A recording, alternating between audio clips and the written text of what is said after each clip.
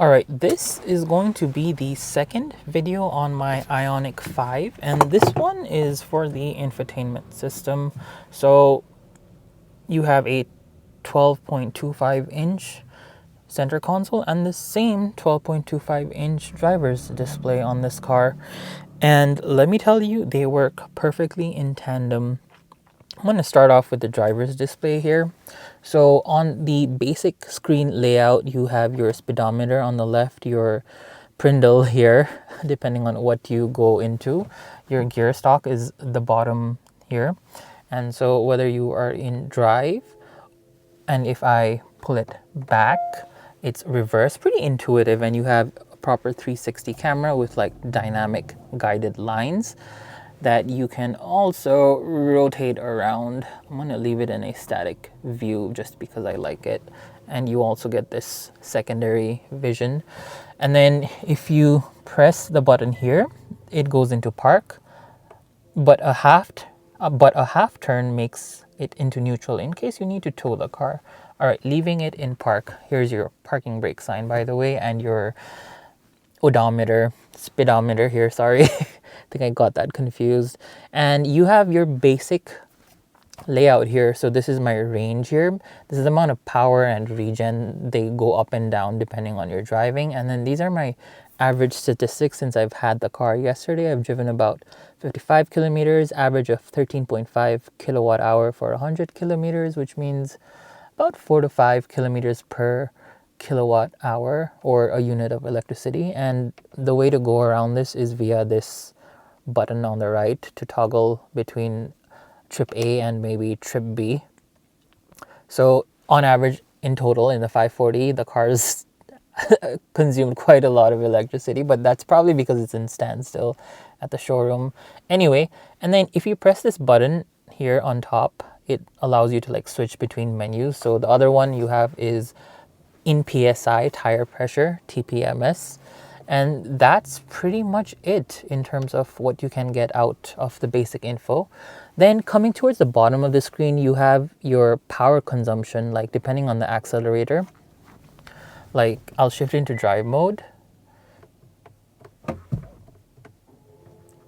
And even if I gently tap on the accelerator, it's going to like reflect that, as you saw. Then coming down, you have on the left hand side your temperature, your drive mode, eco, and then after pressing that button, normal, that's the animation, sport, and then a long press on that same button on the steering changes into snow mode for like easier acceleration and better traction. I'll switch it back to eco mode.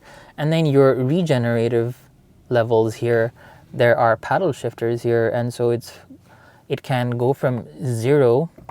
I don't think I can change it in park. Okay, let me change it to drive. All right, in drive I can change it from 0, which is coasting, 1, 2, 3, and then one more for I pedal, basically one pedal driving, back to park mode. And then your battery percentage on the bottom left, and I have my auto hold turned on. Speaking of which, your auto hold button, your parking brake are here, including your boot opening and your traction control. Your headlight alignment, like angle alignment, is here too. And on the left hand side are your media controls along with the drive mode I showed you. You have a horn in the middle, and you have your your wipers here in the front, and then your indicators and headlights here on the side, and then obviously your prindle below that. But that concludes the center console walk around. There's really not much to it, and I like the fact that it's got minimal amounts of information that you exactly need and nothing more. All right, moving on to the main center console. And as for the center console, it's another 12.23-inch screen. This one is touch, unlike that. And this is a mixture of touch and buttons and touch capacitive. As for buttons, you have a parking sensor on off, quick button to access your camera, tuning for radio setup, and then a favorite programmable button, your media button next to it, your home, and then a turn off and on, sorry, for your projections.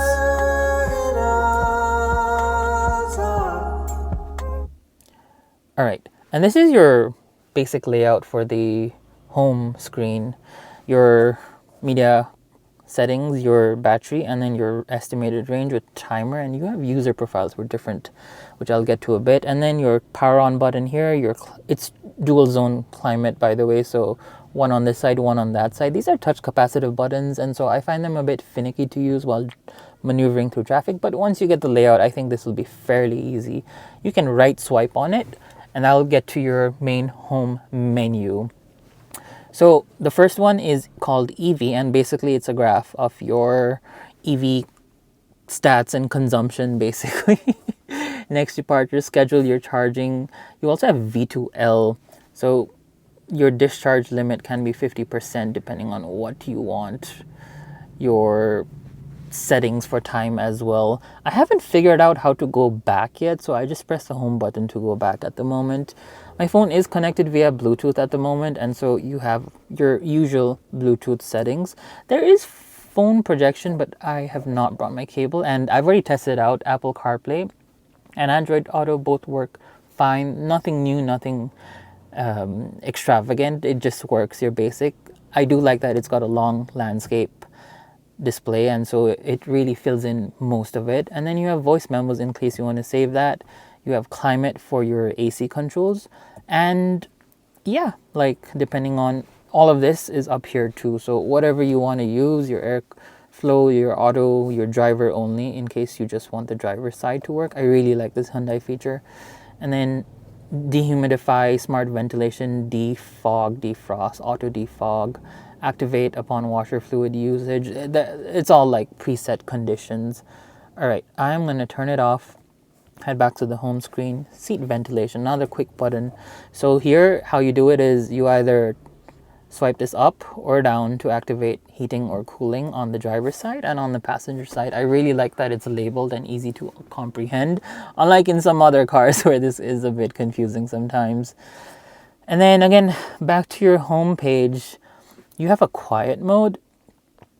Radio message will only play it in the front seats. In case you have a baby at the back seat and they're asleep, volumes, decibel levels will be kept to a certain amount. And you have your radio. I'm going to regret this. All right, that's your radio. FM. And then you have your media. At the moment, you have multiple ways of connecting media. Sound of Nature, FM, Bluetooth audio is what I'm connected, AM, Android Auto, Apple CarPlay. Sound of Nature is basically one of the presets. Lively Forest, I don't know if you can hear it.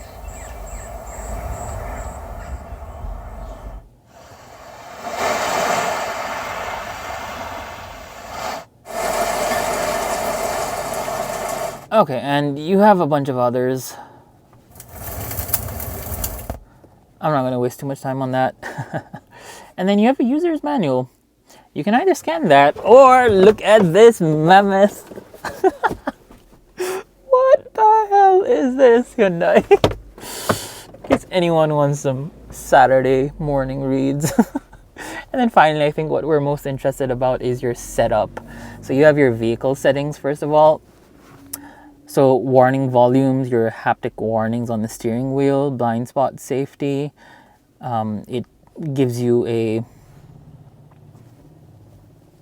heads up there. I'm going to struggle with this, I can tell. You can also press this setup to get into this. So drive mode, you can change your brake modes, by the way. In eco mode, do you want a softer, economically friendly EC mode or something harsher than that? And then parking safety, you have surround view monitor, parking distance warning, in case you want that. I definitely want that. This car is big and long and wide, so I would rather have all of that on. And then drive modes, you have basically your different drive modes. Eco vehicle, charging connector locking mode. So basically this will lock your charger into the car so that no one steals it. You can turn this off apparently. Oh, you should probably always do this. Charging voice prompt, so like to give you the heads up that it's in charge. And then, sorry, I'm finding this very annoying having to like press the buttons again and again. All right, so you have some themes for the center console, and that is connected to your driving. You have service intervals, fuel economy, charging economy, and then a welcome sound at the beginning. Again, back to this, and then moving down to climate, you want to circulate air, automatic ventilation, and defrost options, which I think you saw. It's the same thing in the previous one, like here and from the main menu. And then you have your lights, which is settings for your ambient light. Do you want to link it to your driving mode or dimmed while driving for less distraction? And then your brightness. Again, the same menu things here. I am getting really tired of this, and I would hope someone would explain how to use this. All right, and then as for door, auto lock, unlock, approach unlock, like when you have the key fob and enter, like come close to the car, proximity sensors will just unlock it. A power tailgate can be used via this, if you long press this hold button on the key fob. You also have a, I would assume this long pressing this would open the charger flap. All right, and coming back, you have a smart tailgate, you have remote window controls. So like, fun feature was that long pressing this button or this button will either roll up the windows, the front windows, or roll down the front windows. And then at the bottom, you have your convenience. So rear occupant alert. If rear door is open and closed before driver exits, then it reminds you. And then a wireless charging system, which by the way is way down here, which I thought it was a bit inconvenient. I'd rather have it like somewhere here, maybe higher up. I don't know. All right, back to the setup. That's your vehicle. Sound setting wise, it's pretty basic. Your premium sound, speed dependent volume, and then your position of the sound, whether you want it front or back. The tone, I've just left it all like this. Really good sound system, by the way. And then your guidance volumes.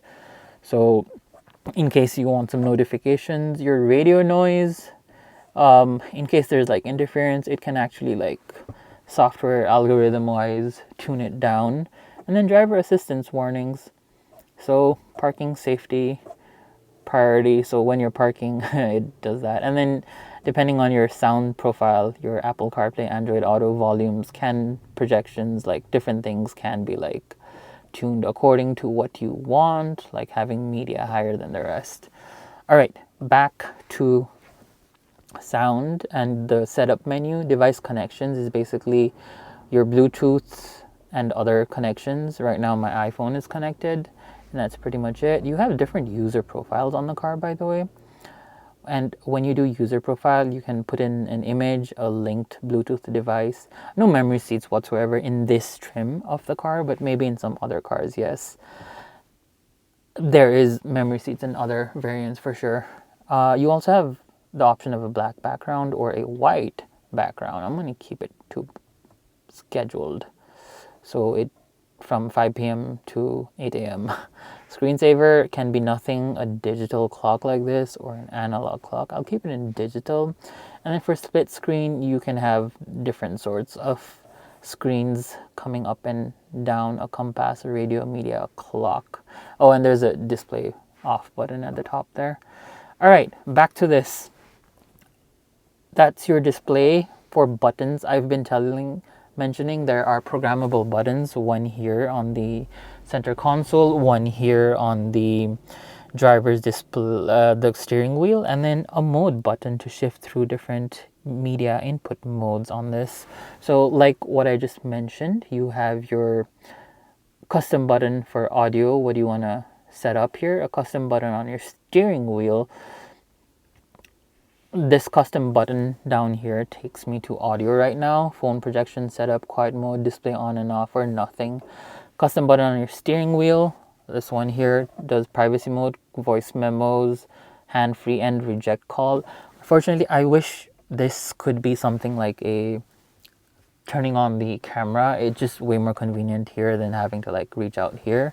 And then you have a mode button that lets you shift through Bluetooth, phone, sounds of nature, USB music, USB video, AM, FM, depending on this, like just to toggle it one by one by one. And that is your buttons. Finally, for general, you have just info regarding the storage and everything. It looks like it's a very rudimentary infotainment system, unlike the newer Android based operating systems. You have the date and time sort of settings. Let me change this to 24 hours just for the heck of it. I am really getting bugged by this. I really need to figure out how to go back. And then you have language, keyboard settings, QWERTY, what sort of things you want, your units, centigrade, Fahrenheit, kilometer per kilowatt hour. Let me do that for a change. And it looks like the car is doing 7 kilometers, which I think is a decent amount. Your tire pressure units, your media options. Do you want to keep your radio media off when the vehicle is off or not? And then a reset button for everything. All right, back to the home. That's pretty much it. There is no drop down menu in like in most newer Chinese vehicles, but that's fine. I think this is a good easy layout of the infotainment.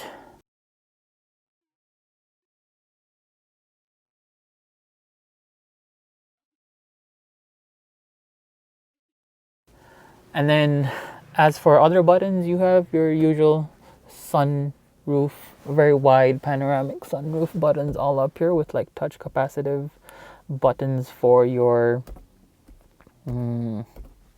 interior lights up there. Anyway, that concludes my walk around of the infotainment system on each side. So let me know if you have any questions or comments, and I'll see you on the next one.